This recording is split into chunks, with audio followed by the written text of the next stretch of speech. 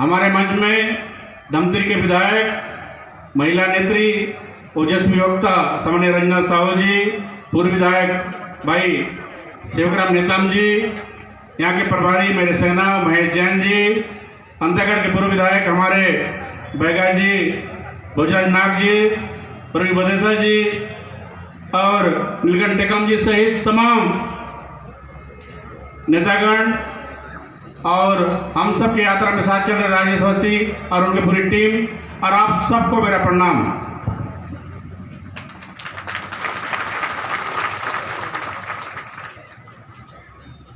साथियों, मां दंतेश्वरी के आशीर्वाद से 12 तारीख को जो परिवर्तन यात्रा निकला है, यह यात्रा जब तक सरकार को उगाड़ नहीं फेंकेंगे, ये कुशासन वाली सरकार को, ये लबरा सरकार को, झूठ वाली सरकार को, आदिवासियों के आरक्षण खाने वाली सरकार को, मोदी सरकार ने सामान्य वर्ग के लिए AWS आरक्षण जो जारी किया था 10% आरक्षण मिलना चाहिए, उस आरक्षण रोकने वाली सरकार को, मोदी सरकार ने पिछड़ा वर्ग समाज के लिए 27% आरक्षण दिया है, उस आरक्षण को विवाद में रखकर रोकने वाली सरकार को, ऐसी सरकार को काट फेंकने के लिए ये परिवर्तन निकला है। भारतीय जनता पार्टी की सरकार थी, हम सब तेंदुपत्ता तोड़ने वाले लोग हैं, उनको बोनस मिलता था, मिलता रहा नहीं मिलता रहा, अभी मिल रहा है रोज। कांग्रेस सरकार 4000 मानक बोरा तो कर दिया है, लेकिन 15-15 दिन खरीद रहा है ना, 15 दिन एक पत्ता खरीद रहा है नहीं खरीद रहा है, 2 दिन में खरीदी करके तेंदुपत्ता बंद कर रहा है। हमारे समय जब भारतीय जनता पार्टी सरकार थी 27 लाख मानक बोरा खरीदी होता था और इस समय 16 लाख मानक बोरा खरीदी हो रहा। मैं आप सबसे पूछना चाहता हूं, आपने तो दर बढ़ा दिया है, जब आप खरीदी नहीं कर रहे हैं तो जंगल का तेंदुपत्ता कहां जा रहा है? हमारे प्रदेश में 14 लाख संग्राहक हैं, लेकिन ये संग्राहक 14 लाख से खरीदी नहीं कर रही है। पिछले 4 साल से ये सरकार 10 लाख से आसपास संग्राहक से खरीदी कर रहा है। 3 लाख संग्राहक कहां गए? वो आदिवासी कहां गए? अनुसूचित जाति के परिवार लोग कहां गए? जंगल में तेंदुपत्ता तोड़ने वाले मेरे पिछड़ा के भाई बहन कहां गए? मैं पूछना चाहता हूं सरकार से, जो 3 लाख संग्राहक परिवार को आपने गायब कर दिया है, इसका मतलब है आप उनका सबको बोनस भी खा गए हो, आप उनका साड़ी भी खा गए हो, आप उनका जूता भी खा गए हो, आप हमारी माता बहनों को आप हम जूता चप्पल देते थे, वो जूता चप्पल भी खा गए आप।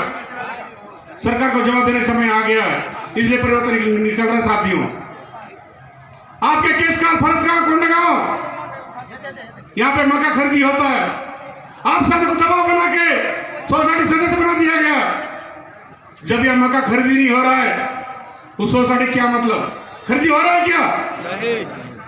अभी आज कोंडागांव सुना हूं कि मुख्यमंत्री प्रोसेसिंग सेंटर को उद्घाटन करने आने वाले हैं।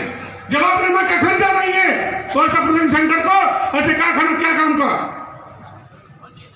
आपने एक कांग्रेस के नेता को अध्यक्ष बना के रखा कि ये मक्का का प्रोसेसिंग सेंटर है, लेकिन रातों रात आपने इसको प्रोसेसिंग सेंटर को एथेनॉल में बदल दिया। आपके जो अध्यक्ष बनाया था उसको भी पता नहीं चला, बदल दिया। आप किसानों को क्या प्रॉफिट दोगे? उनको बोनस दोगे या उनको शेयर दोगे? आपने क्लियर नहीं किया है। ये कांग्रेस सरकार किसानों को ठगने का काम किया। घोटाला के नाम से, समूह के नाम से गोबर खरीदने काम कर रहा है, बड़ा बड़ा विज्ञापन देते हैं कि मेरे प्रदेश के लोग, बस्तर के लोग, परसगांव के लोग गोबर बेच के हेली स्कूटी खरीद रहे हैं। मेरे बहुत से बहनियां बैठे हुए हैं, कितने बहने स्कूटी खरीद के पूछना चाहता हूं, कोई खरीदे क्या स्कूटी? जब भूपेश बघेल बोलता है कि माता बहने ना स्कूटी खरीद रहे हैं, और यह भी बोलता है कि बहुत से किसान लोग गोबर खरीदी करने के बाद हवाई जहाज में दिल्ली जा रहे हैं। आप कितने किसान हो जो गोबर बेच के आप लोग दिल्ली जब हवाई जहाज में जा चुके हो? कोई गए हो? तो ऐसे लबरा सरकार को ठग योगेश सरकार को यहाँ से ठगना है कि खेदना है कि नहीं खेदना है? खेदना जानते हो ना? छत्तीसगढ़ की जो कुर्सी है उससे भगाना है। हमारे बीच में इस यात्रा के प्रभारी भाटापारा के विधायक शिवरतन शर्मा जी जोरदार ताली बजाइएगा। साथ ही में सब चीज आप सबको पता है कि सरकार ने जो घोषणा किया था, सरकार ने जो वादा किया था, वादा पूरा नहीं कर रहा है। इसलिए पत्र यात्रा निकाले कि इन्होंने जो ठगा है, इन्होंने जो भ्रष्टाचार किया है, छेड़खानी गुंडागर्दी पर पड़ा है, इस सरकार को बदलने के लिए हमको आगे आना है। मैं आपसे पूछना चाहता हूं, उनका घोषणा पत्र में था जो लोग 60 साल पूरा किए हैं, तो चाहे आदमी हो चाहे अपनी माता बहने हो, उनको 1500 रुपए पेंशन मिलेगा। किसी मिल रहा है क्या पेंशन? ये सामने दादा बटा मेरे ख्याल से 70 साल हो रहा है, दादा मिल रहा है 1500 रुपया? किसी को मिल रहा है 1500 रुपये घर परिवार में? बहुत से युवाओं को यहाँ पे फरसगांव में 250 रुपया बेरोजगारी भत्ता मिल रहा है।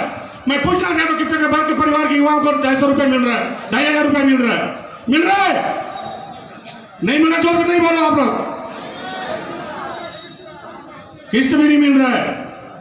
घोषणा किसने किया था? कांग्रेस ने किया था, प्रदेश अध्यक्ष थे मुख्यमंत्री, आपने घोषणा किया था, आपने बड़े बड़े सभा में की थी, अब हमारी सरकार बनेगी 10 दिन के अंदर हमने सब घोषणा पूरा करेंगे। हमारी माता बहनें रेट पे चलाती थी, 100 समूह चलाती थी, सबके खत्म करके कांग्रेस ने लोगों को अपने सप्लायर बना दिया, इनको बेरोजगार कर दिया। कर्जा माफ, कर्जा माफ, कर्जा माफ नहीं, कुछ नहीं।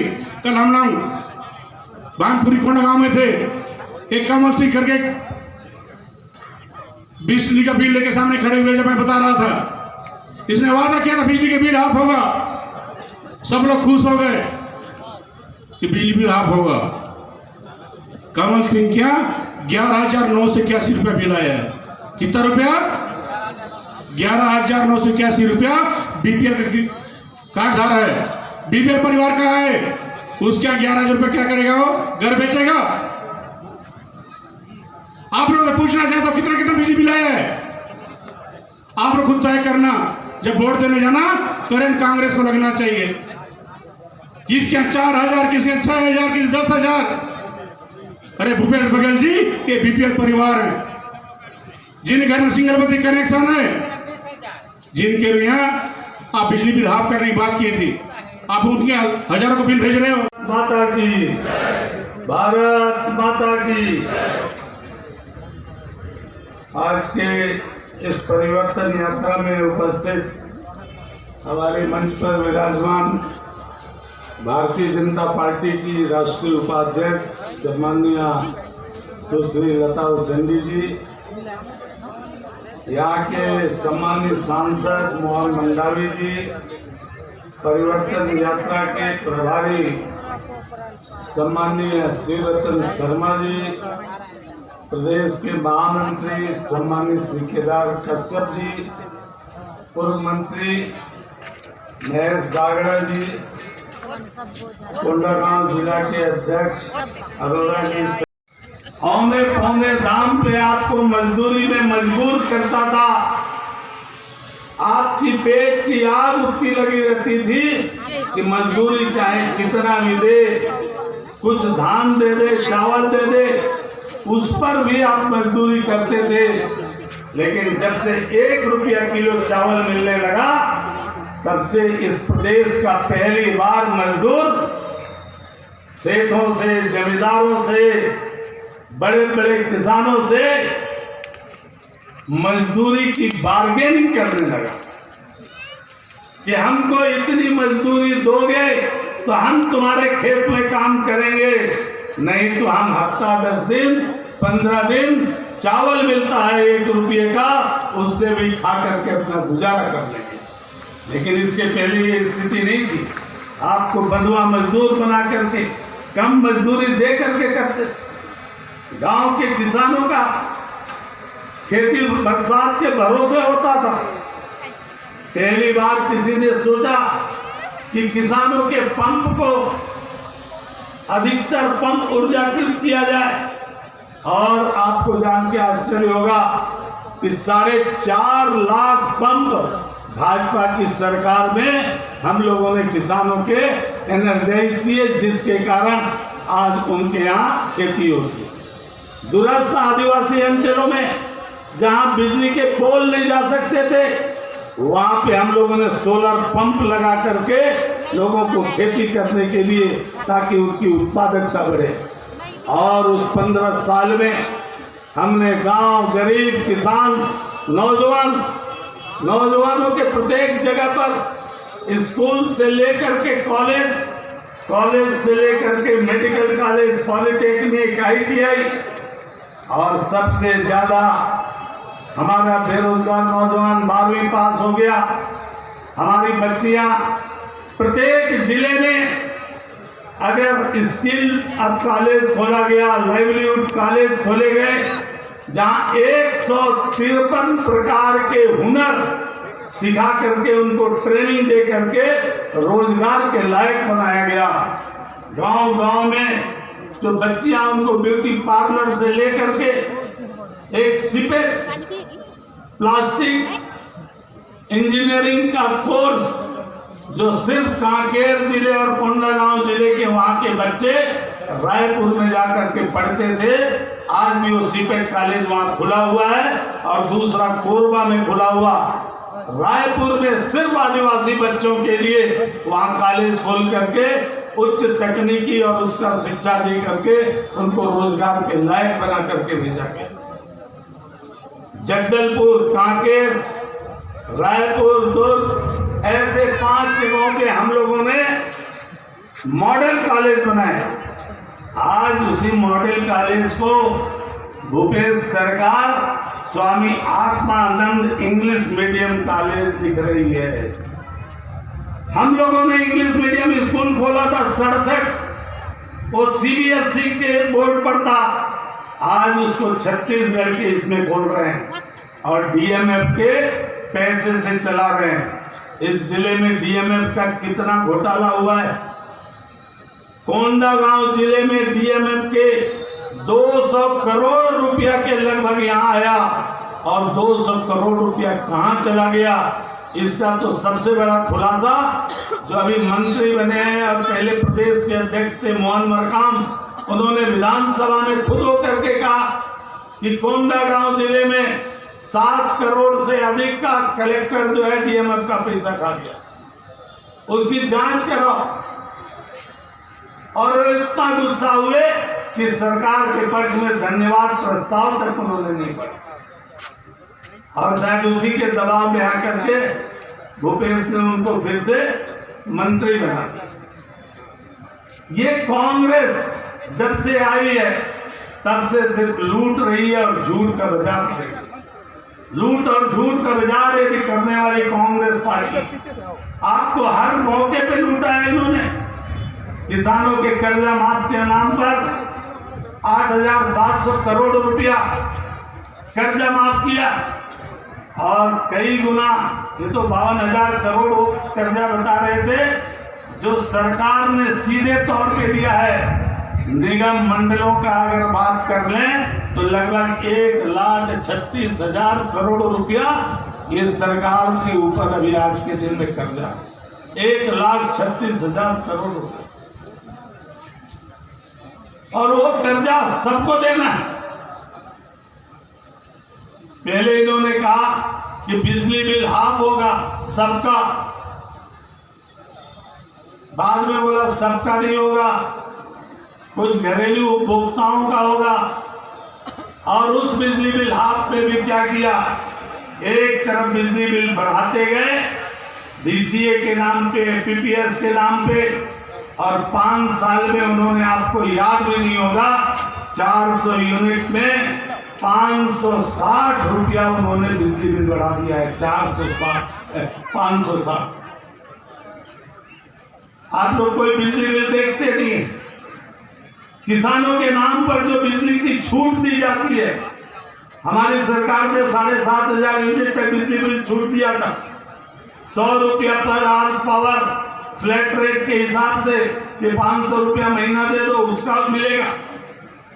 इस सरकार ने ये गोरख धंधा किया कि जो 7,500 है, कई किसानों के 2,000 3,000 यदि होते हैं, उसकी सारी बिजली जो बड़े बड़े इंडस्ट्री वाले हैं, स्टील इंडस्ट्री के लोगों का 25% बिजली बिल कम किया और वो बिजली बिल का हमारे ऊपर डाल दिया और वो हमारे से आज वसूला जाता है।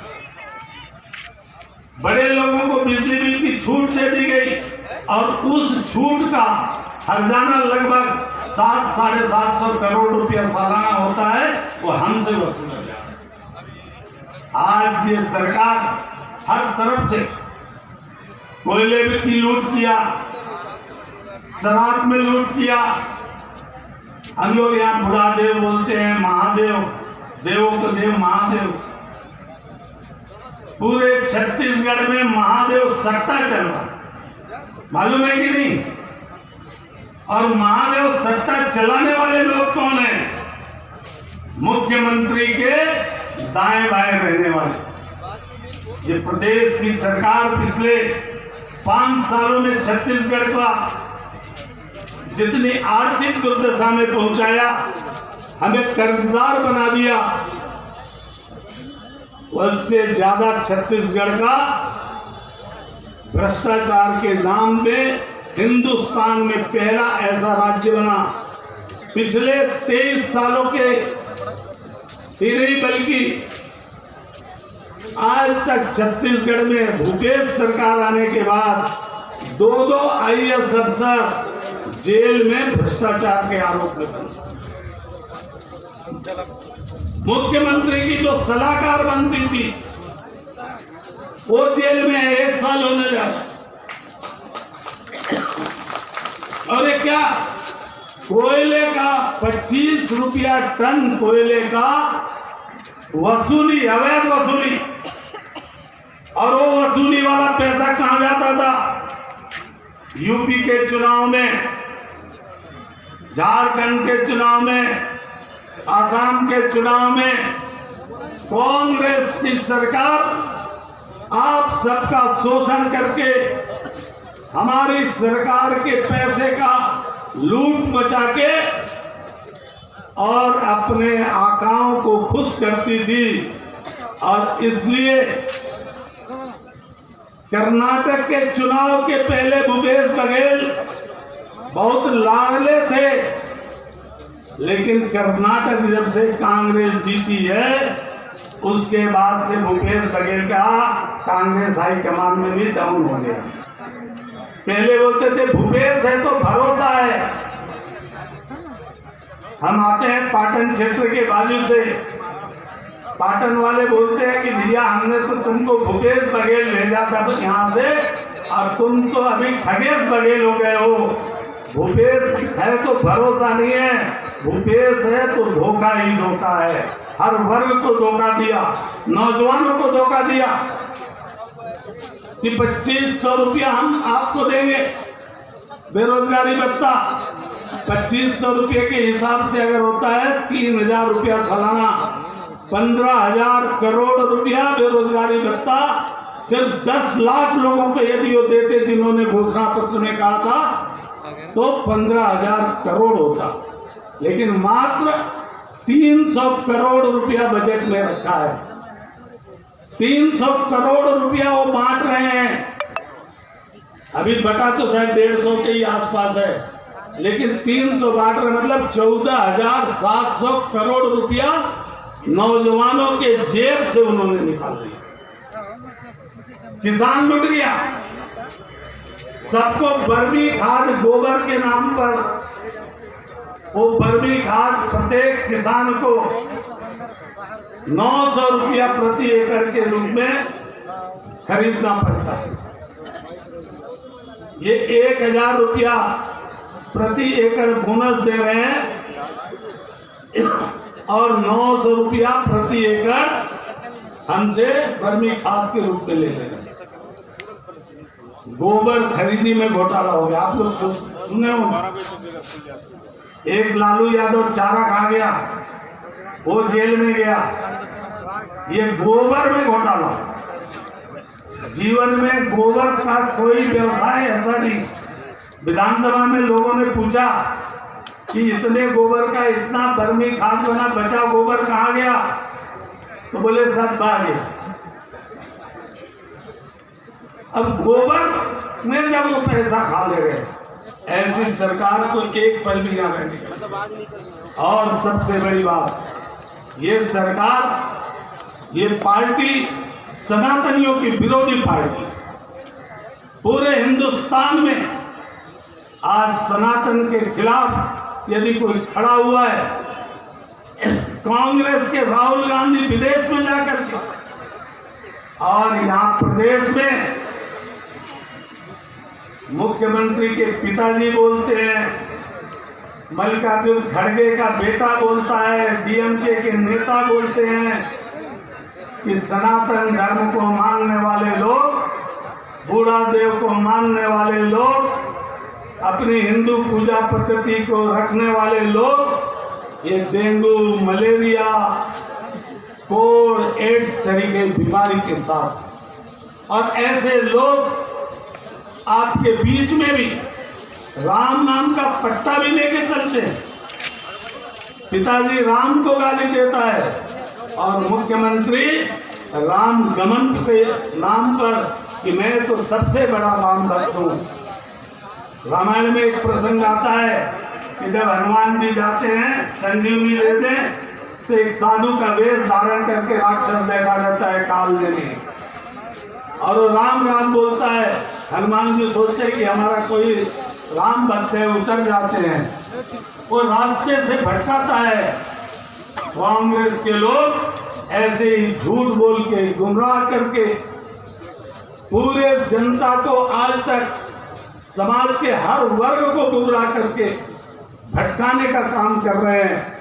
ऐसे नकली राम भक्तों को भी देखना है जो आपके बीच में लूटे। इसलिए ये परिवर्तन इस बार छत्तीसगढ़ में जरूरी है।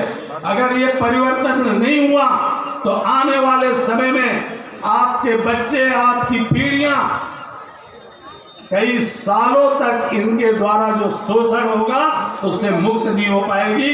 इसलिए मुझे लगता है कि आज जितनी बड़ी यहाँ मात्रा में लोग आए हैं, ये परिवर्तन का संकेत है। और आने वाले समय में ये सब कांग्रेस की सरकार को, यहाँ के विधायक संतराम नेताम तरीके लोगों को भी उखाड़ करके फेंकेंगे।